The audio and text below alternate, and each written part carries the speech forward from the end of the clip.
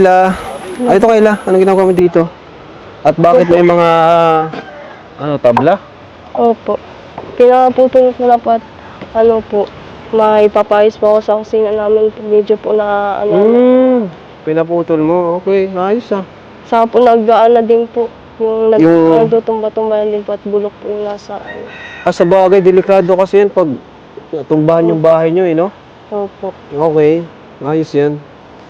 Jadi yun, binawasan mo yung binibigay ko sa'yo. Opo. Yun po ang pinambayad ko po. Ito naman, sa kusina nyo. Opo. O, tara daw, saan? Dito?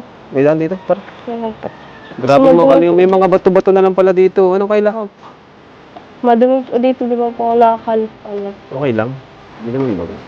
So, libutin natin yung bahay nila Kayla. Ito yung labas o bato. Baka magkaano yan, oh. Wagsak.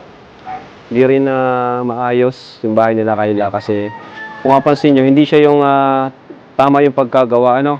Opo. Kagaya niyan, walang mga pako yung bubong.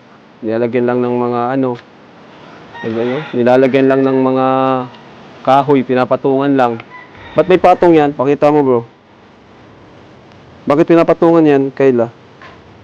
Sabi po kasi pag nabagyo po na po yan. Ibig sabihin, hindi siya properly Opo. napakuan or nagawa, ano? Nilagyan lang nga po namin ng nung sa bubong po ba yung parang scotch tape po gano'n. Nakalimutan po. Tawag. Nilagyan lang po namin at nagtutulog po sa loob. Okay. Ayan. So, walang buhangin ngayon. Bahala naman. Opo. So, anong ginagawa niyo dito? Po, nag-ayos nga po kami dito po sa kusina. Okay.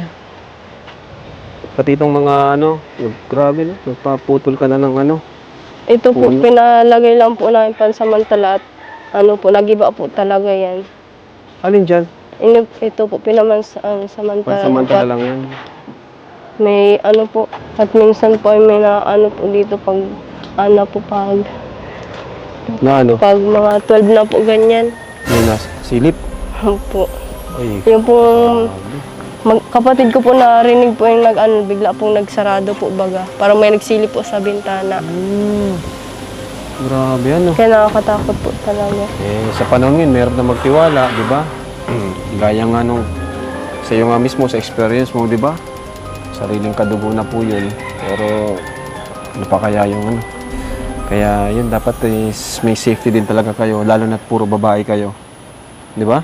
Opo. So, dapat may safety sila. Ayan mo, Kayla. Di man namin mapapangako kung kailan, Basta, yun. Gagawin namin yung best namin para matulungan ka rin sa bahay mo.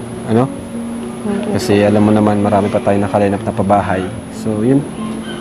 Maghintay ka lang, And basta priority natin, yung pag-aaral mo ay magtuloy-tuloy. Di ba nung muntik ka nang tumigil? Opo. No? Yung pag punta nga po dito ni ay yung pa ako dyan ni Kuya Alvin po. Kala ko po titigil na po talaga ako sa pag-aaral. Bubuhayin ka na lang talaga.